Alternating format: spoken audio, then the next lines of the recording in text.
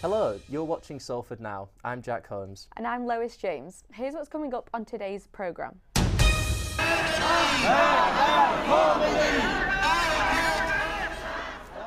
An Iranian resident is speaking for his people all the way from Salford. Most of the people outside Iran, in past 2 months, they stopped their works, they stopped their study. They're just focusing on spreading the news of what's happening in Iran. A life-saving fundraiser. The rugby club hoping to cover the cost of treatment for a player with motor neuron disease. We all feel the same in this club, so we love Gavin. It's tragic, but he's such a strong. And does Salford have its very own team of elves? We find out how staff at a shop in Swinton are tackling the cost of Christmas one gift at a time.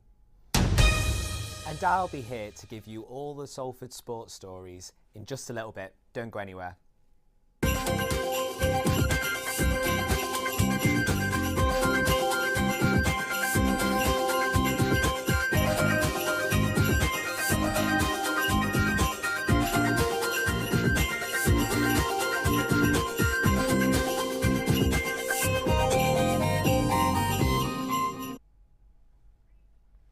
Hello and welcome to Salford Now's final episode of the year. Today's top story. An Iranian national in Salford says he will be killed or arrested if he goes back to his home country. Ordad Nazarpour has been protesting the oppression of people in Iran here in Salford. Sam Taylor spoke to Ordad about the importance of protesting, even if he's 1,000 miles away. So basically, if you, I know that you heard the news that Mahsa Amini was killed on 22nd of September.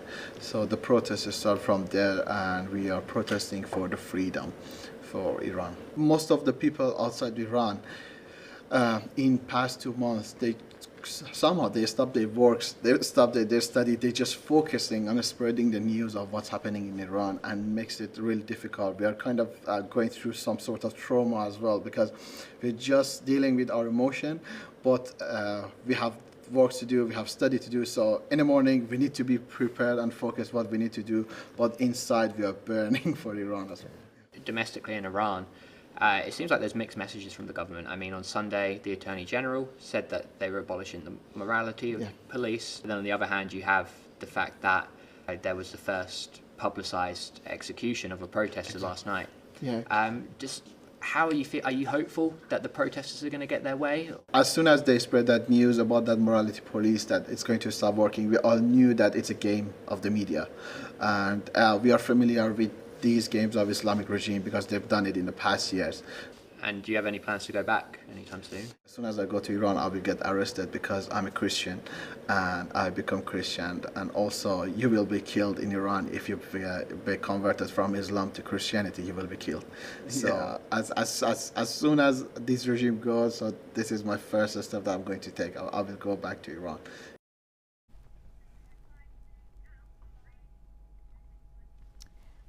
The fundraising efforts of rugby league legend Kevin Sinfield have been inspiring. He's been raising money for his friend Rob Burrow, who's living with motor neuron disease. One rugby club in Salford is continuing the great work. De La Salle Rugby Club, amongst others, are supporting Gavin Price, who's also living with MND. Thomas Ridley reports. Gavin and Alison Price have to deal with the reality of living with motor neuron disease every day. Gavin was diagnosed with the condition 5 years ago, and it changed life for the family. Unfortunately, Gavin didn't feel up for the interview, so Alison spoke on behalf of the family. We just dealt with it as we could. And then in 2017, when he got formally diagnosed, we didn't tell anybody till about 2019. But then Rob Burrow and Doddy Weir had already been diagnosed. So it became more prevalent then, where high-profile people had got it. What we've tried to do is carry on as normal. Despite the difficulties of living with MND, the Prices wanted to give something back to the MND community in Salford and the Greater Manchester area. What we decided was that from the Manchester branch, Like Doddy, my name's Doddy, and Rob Burrows doing so much for Kevin Sinfield, doing so much research, and the hospital is like the Leeds hospital, that we decided for our fundraiser that we would do for the Manchester branch for Greg, because he's the chairman there, because some people need help. Gavin used to play rugby at De La Salle Sports and Social Club in Claremont, and his former teammates have banded together to offer him the support he needs. We've had several functions here for him, doing different stuff. Lads have done individual stuff for him on their own, but as a club, yeah, we've had several things done here for him, yeah. We all feel the same in this club, so, you know, we love Gavin. It's tragic, but he's such a strong character. The Price family have now raised over £70,000 for the MNDA, and hopefully this will improve resources for MND sufferers in Salford. Thomas Ridley, Salford Now. And now for a look at today's headlines. A man from Salford has been charged with an attempted murder of a toddler. 28-year-old Lewis Prince from Swinton was also charged with assault and driving offences. Police said a child suffered facial and neck injuries but has since been discharged from hospital.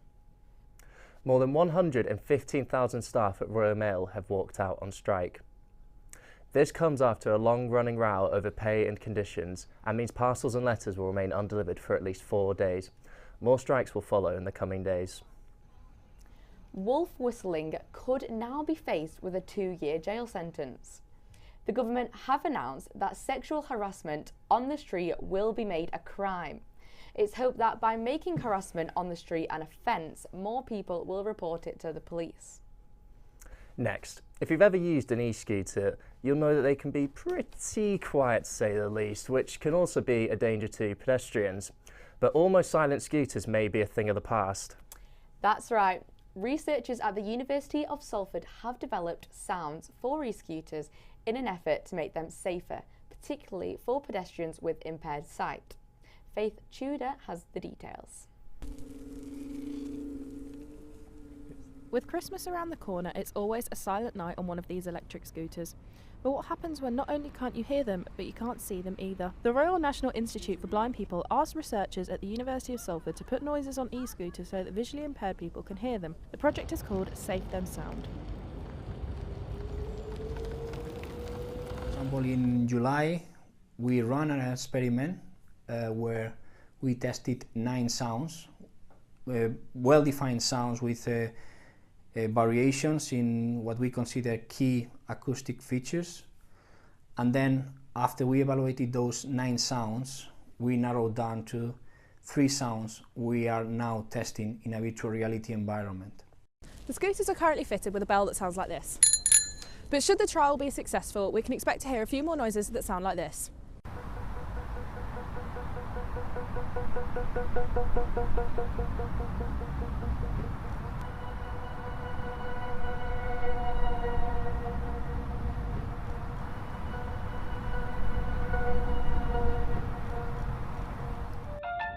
In the 12 months to June this year, there were 1,437 e-scooter injuries. 404 of these were non-e-scooter users. E-scooters in Salford are used by residents for quick movement around the city, but even they can see the dangers. I feel some people do take liberties when riding the e-scooters because like some people zoom up the pass without having any consideration for anyone else on there.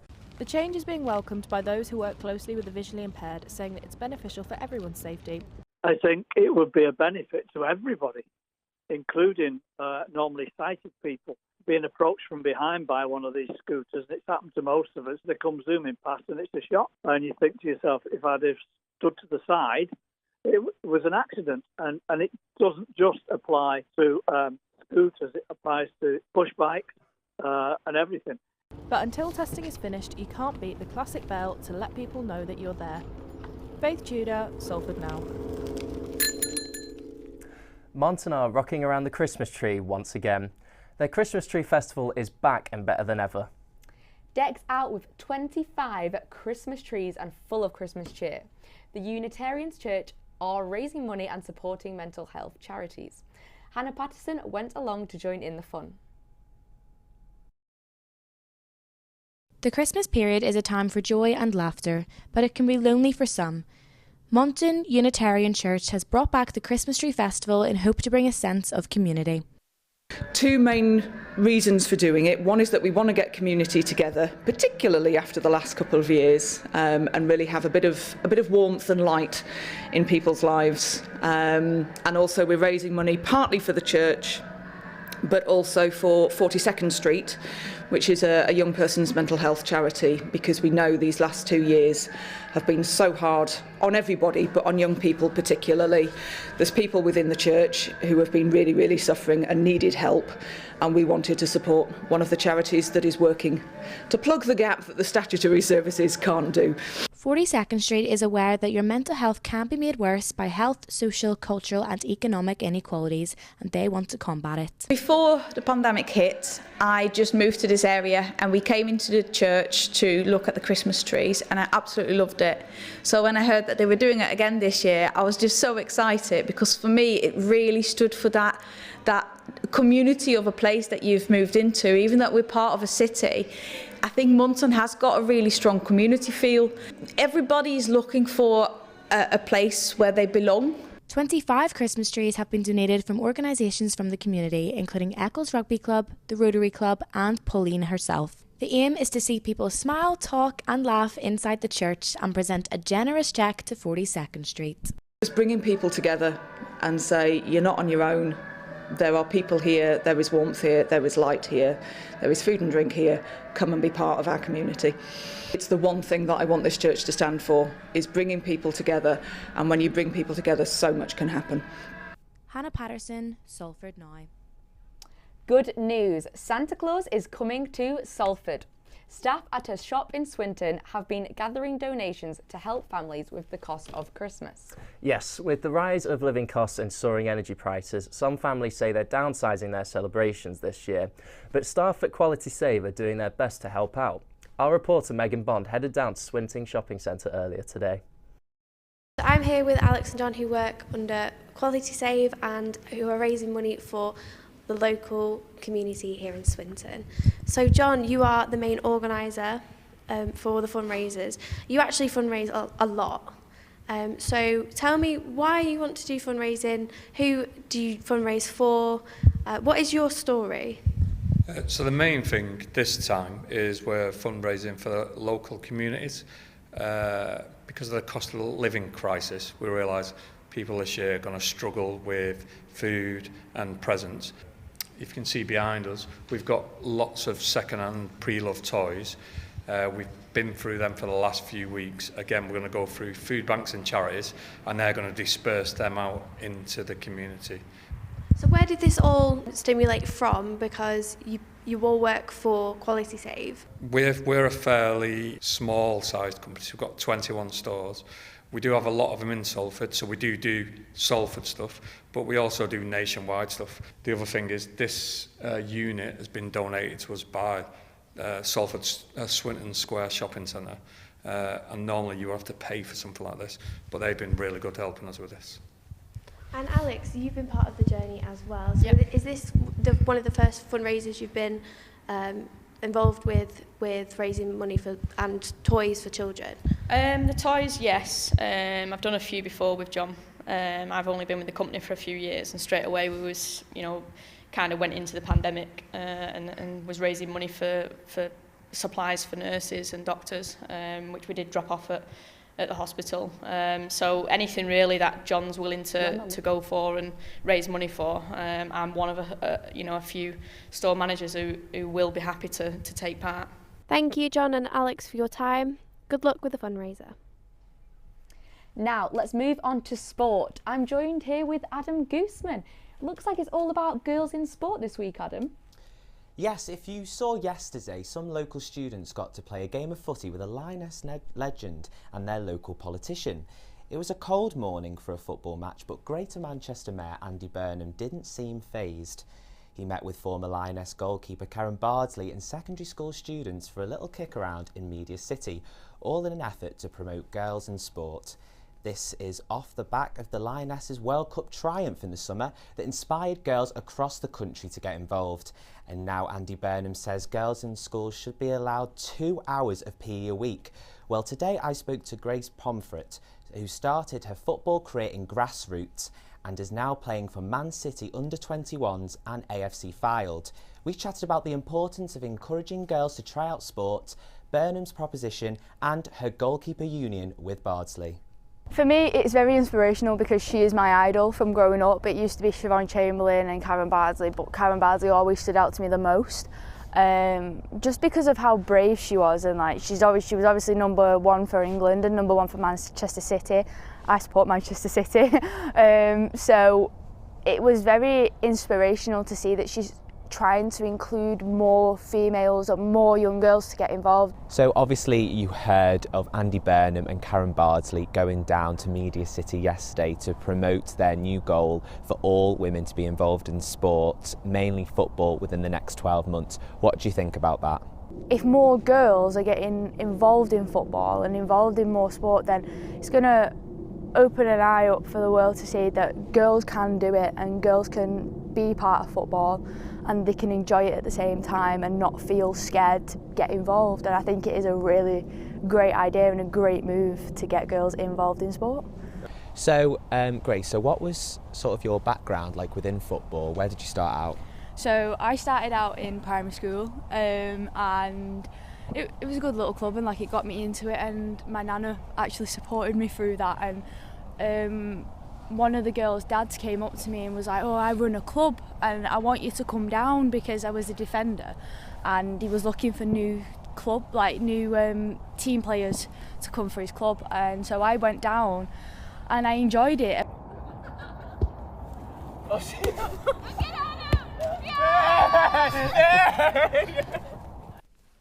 Just a little fun for you there at the end.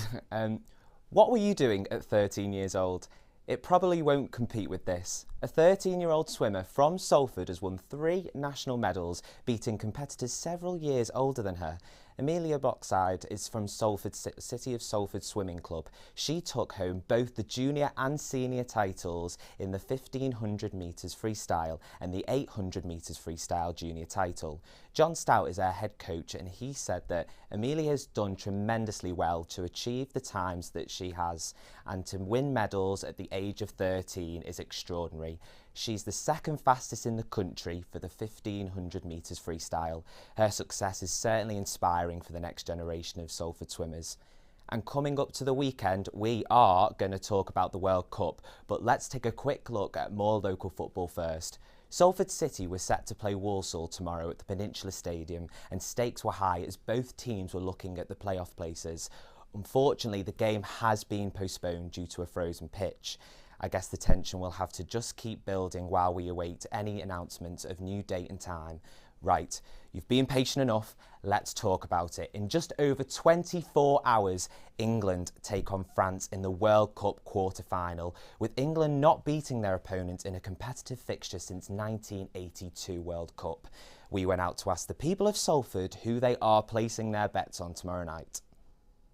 Watching a match at work on the sly, and I predict 3-1 win for England. For England, yeah. Maybe to all an extra time. Yeah. Any score predictions? 3-0 France. Really? Yeah. That's controversial. I know. Well. Who do you think's going to score? Mbappe hat-trick. Very nice. Whereabouts are you planning on watching the match tomorrow? In the armchair. Yeah, armchair. 55. Got a 55-inch plasma. We're watching it. A couple of cans, and that's it. Do you have any score predictions? Score 3-0 for England, won't it? Do you think England are going to win the World Cup? Yes, yeah, without a doubt, yeah. So, there we have it, guys. What are you thinking? Well, I was looking forward to Saturday, Adam, and then you've decided to throw in a stat that we've not beaten France in a competitive game for 30 years. So you've slightly ruined my day, so we're going to move on from you now. So We're still supporting England, though. Still supporting the Three Lions. Got to. Ruin my day. Come on, England. Now, that wintry weather is still very much in the air. Let's find out what we can expect over the weekend with the latest forecast. We're going live to Sophie Green, who, fair to say, you've got a pretty good view out there, Sophie. What have you got for us? Thank you, Jack. Yes, what a view. And what a weekend we have ahead of us. I know many of us will be heading to the pubs and front rooms tomorrow for the football. But if you find yourself in an icy beer garden, let me tell you exactly what to expect.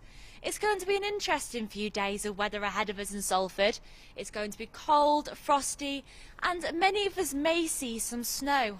Now, as we head into the weekend, we'll see highs of 3 and lows of -8 degrees, with the cold air from the Arctic crossing over the region and a few wintry showers. The Met Office have issued a yellow weather warning for ice and snow, so we may see some icy patches across Salford. It will be a cold and cloudy start, with sunny spells developing in the afternoon, but as we go into next week, there is a chance of some snow. So it's fair to say we might be looking at a white Christmas this December after all. Back to you in the studio. Thanks for that, Sophie. We'll just hope that no one plans on going to a beer garden tomorrow, or fair to say you might find yourself with a pint popsicle or some sort, something like that. Absolutely. Well, thank you for joining us this afternoon. As we said, this is our final episode of Salford Now for 2022. And for many of our hard-working reporters, it will be their final one ever. Yes, sadly it is. So a big well done and a massive thank you for everyone involved for making this show happen. From all of us here at Salford Now, have a very Merry Christmas. And a Happy New Year. Goodbye. Goodbye.